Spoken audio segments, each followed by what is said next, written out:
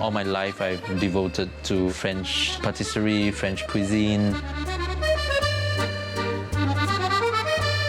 When I was younger, something foreign like French food seems a lot more attractive. I joined Imperial Hotel as a trainee chef when I was 19 years old. And after winning multiple Pastry Chef of the Year awards, I now own my own restaurant, Antoinette. What time is the guest coming to pick up? In about 10 minutes. Okay. Yeah.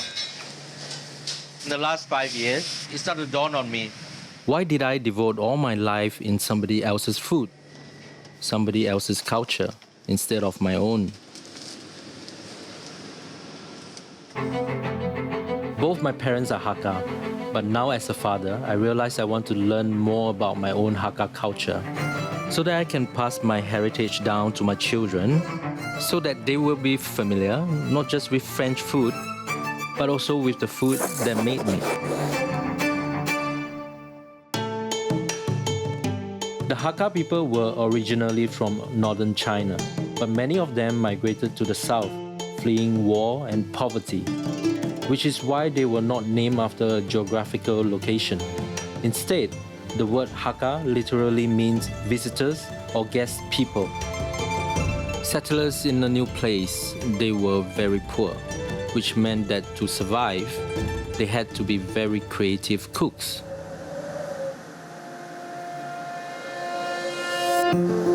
The first Hakka dish I taught myself was the iconic abacus seeds.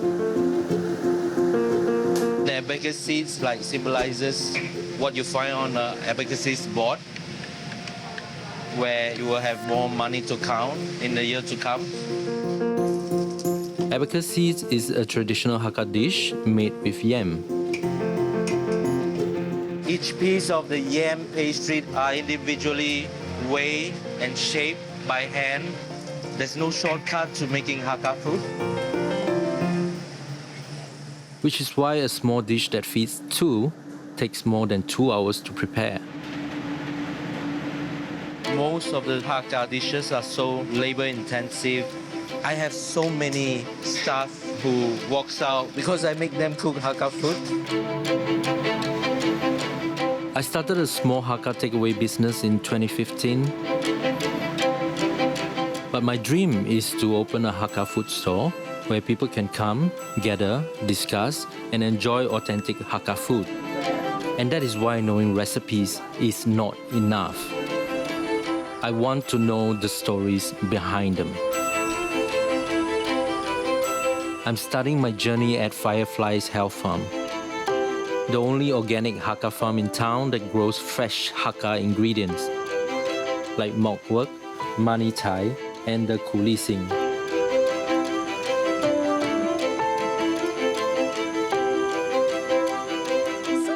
I have invited my friend and food author Kim Kit along to help me understand who exactly were the ancient Hakka people and why they ate the food they did.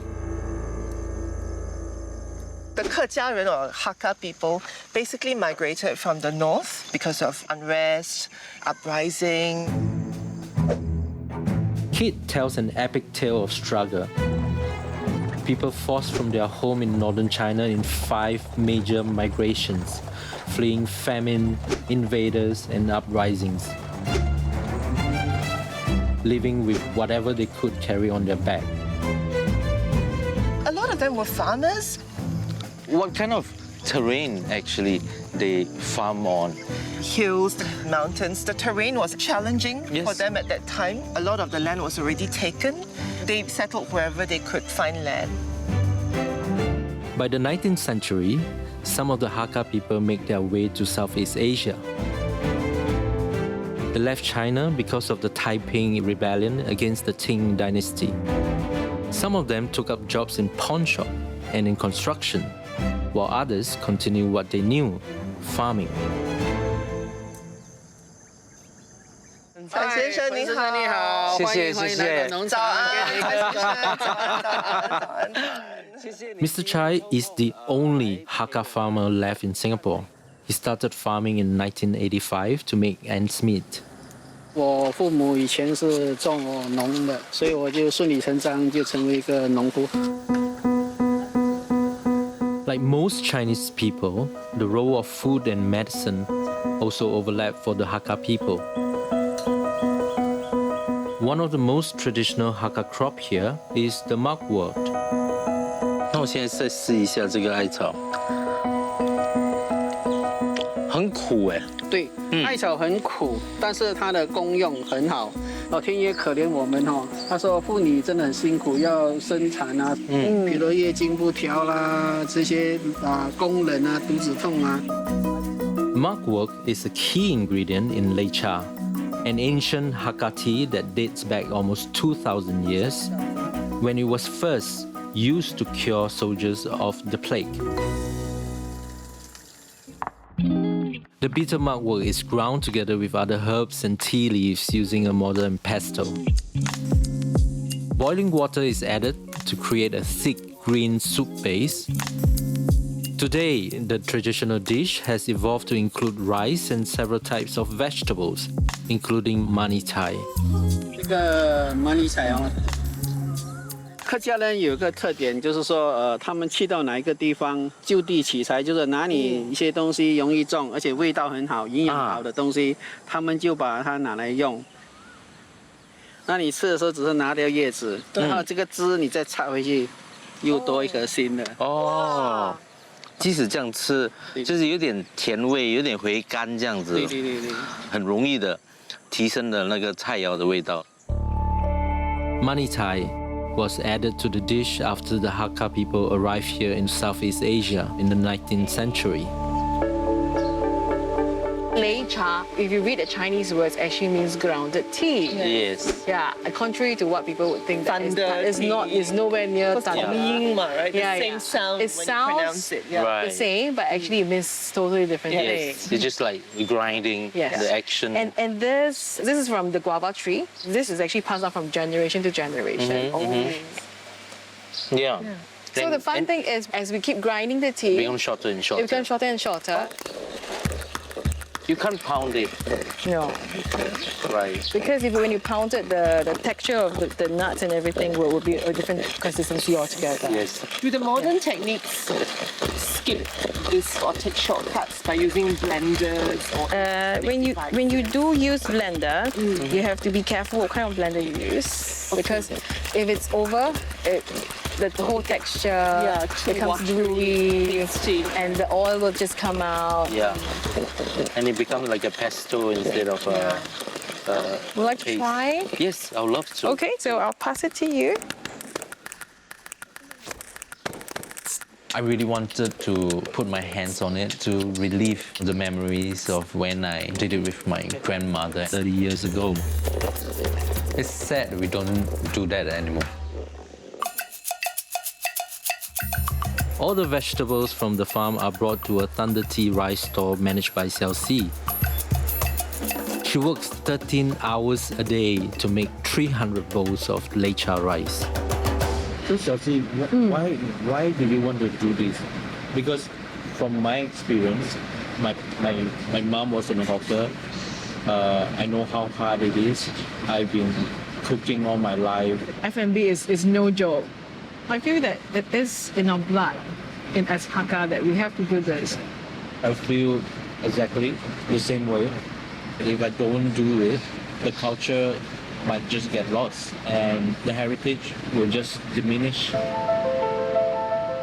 And we might not know what is Hakka food, what is Hakka culture, what is lei cha. I think it's a sacrifice that we as a Hakka have to make in order to preserve the culture. As I have found out from Xiao Si, hard work is in our blood. A difficult life meant that generations of Hakka people before me had to work extra hard just to survive. But now, I'm about to discover how that legacy would go on to affect my heritage food.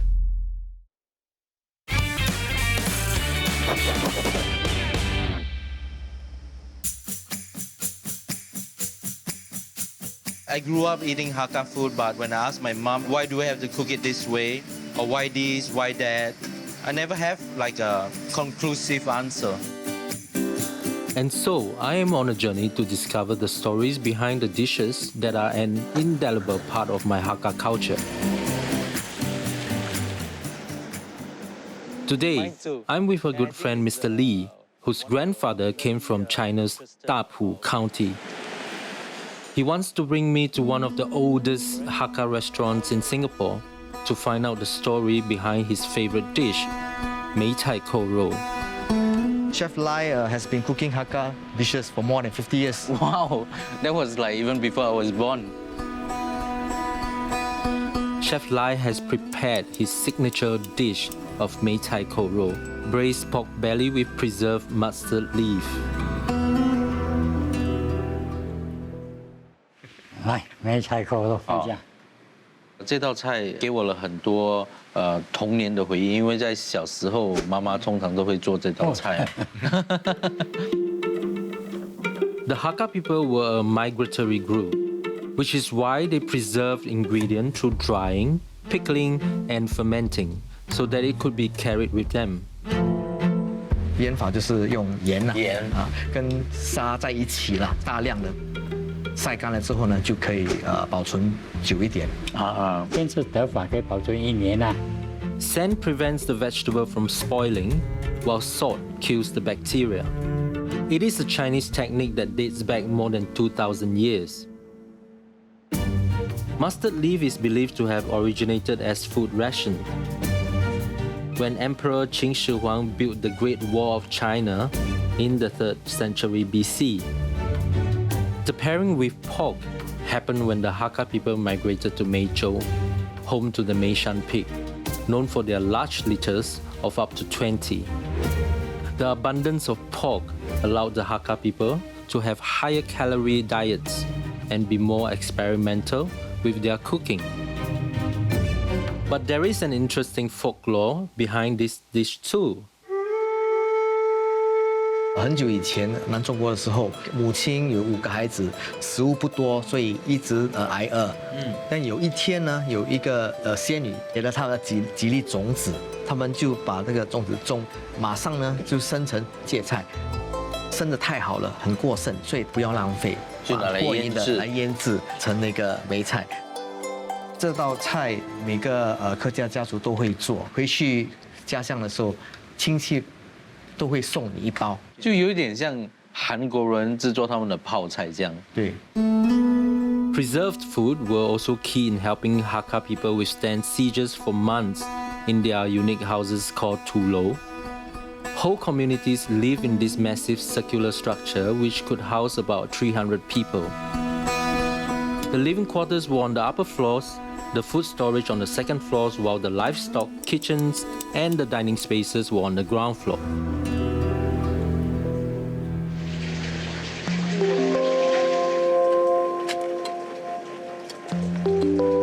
就是说我们那时第一次逃难的时候，大概距离现在有1800多年了。就是在唐宋之间啊，龙这边最容易取材的粮食就是鸡啦，叫做原味鸡了。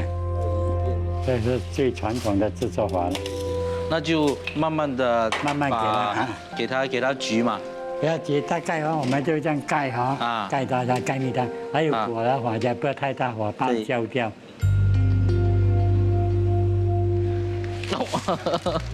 一般上最少要经炒过2到3次。为什么要把那个鸡取出来，然后再炒那个盐？因为它盐下面的盐是很烧的啦，上面是不很烧啦。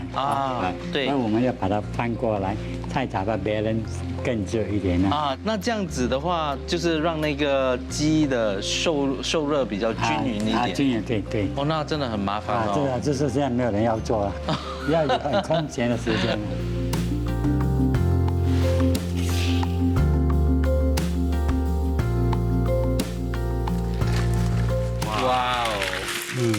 Wow.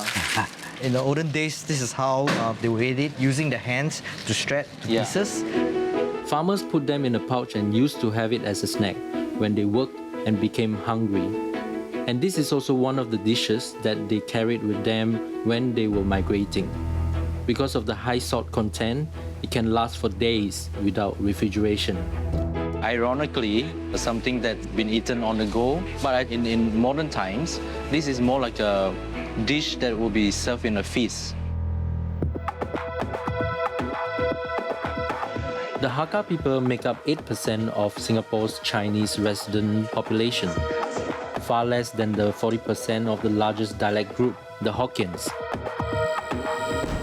Mr. Lai is 70 years old and he won't be around forever.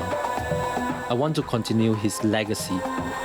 He tells me that my journey isn't complete without finding out more about the key roles Hakka women played in their community.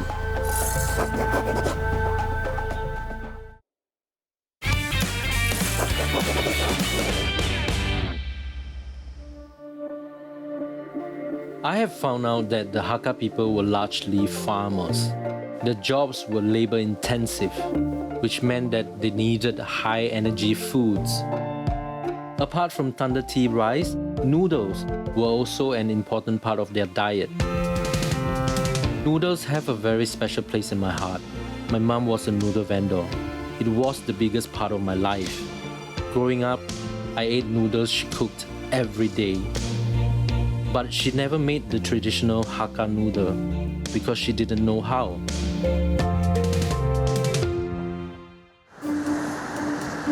Singapore is so difficult and rare to come across a good Hakka noodle. Right. My friend and Hakka expert Mr. Lee and I are headed to meet Madam Cheng. She is a second-generation Hakka and one of the few remaining Hakkas who knows this special recipe. Madam Cheng went back to her ancestral hometown Mei Xian just to find out how to make the Hakka Yan Mian, the breakfast food her father often reminisces about. 去一个那个摊位卖这个客家面的，我起初看了也不是什么好东西，但是吃下去不同凡响。 Hakka noodles originated from the Han Dynasty some 4,000 years ago. And although they still remain yellow and thin, it has evolved over time. 我们肉碎通常是用猪油炸出来，对，缝什么都用猪油，因为比较香嘛。 Traditionally, Hakka noodles are served together with a soup of 3 different cuts: the pork intestine, the pork liver, and sliced pork. They represent the 3 levels of Chinese imperial exams to inspire the Hakka people to break out of poverty. Hakka women played a key part in this dream, including Madam Cheng's great-grandmother who worked in the field with her husband. 客家妇女呢，她们是非常刻苦耐劳的，而且她们的地位可以说是跟男性差不多，因为她们是家里的主要主粮。我也相信，不要自己夸奖自己，不过我会做到这一点。Hakka women did not bind their feet, unlike many other Chinese women, allowing them to work in the fields alongside the men. 客家燕面闻起来真的很香哎，就很像有那个猪油的香味。对。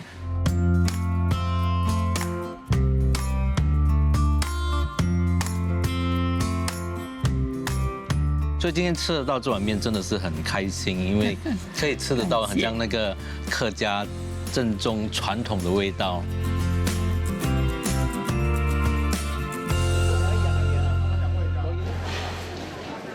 Madam Cheng has given me some great ideas about a noodle dish for my new Hakka Heritage Food Store.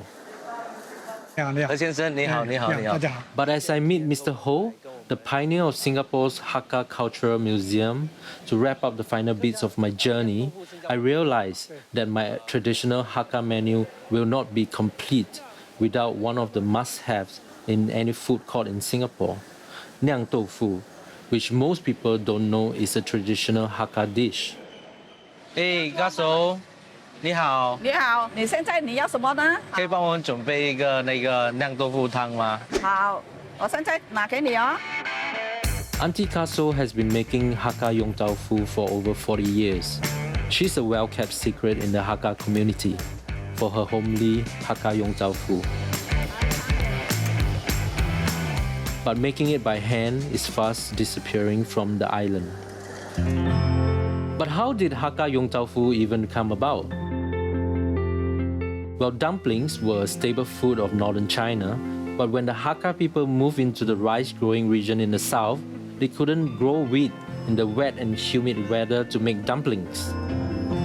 北方人没有吃饭的，就吃面条，对啊，加水饺，那么他就弄了这一个豆腐，就挖了一个洞在那边，就塞了那个肉在里面。对对对，这个就是酿豆腐的这个来源。因为外面很多都是用鱼肉来做的嘛，而且都是工厂对发过去的，所以这个真的是很原汁原味又很新鲜嘛，因为你每天都在档口里面制作哈。对，我们自己做的，全部都自己做。Hakka Yong Fu was originally made by stuffing tofu with minced pork. But as the Hakka people migrated south, seafood was incorporated into their diet. And the stuffing soon included salted fish and fish paste, with vegetables like bitter gourd and eggplant. 我想到哦，这个是传统嘞，我的那个老祖母过世哦，就没有人要做了，很想到他们做到这样的。From lechar rice to preserved vegetables and meat, our food reflects how the Hakka people have preserved through war and poverty through the centuries. Even today, adversity follows us. The COVID-19 outbreak has delayed the opening of my heritage food store, but I won't give up. The signature Hakka noodle dish is what I'm creating for when I finally open. It represents the spirit of my culture, endurance, tenacity, and the determination to do whatever it takes to thrive, even under the most trying conditions. Meeting the people on my journey like Mr. Chai, Madam Chang, and Auntie Kaso has reminded me that although the Hakka people have lived almost 2,000 years as guests without their own homeland, it's our food that binds us and makes us Hakka.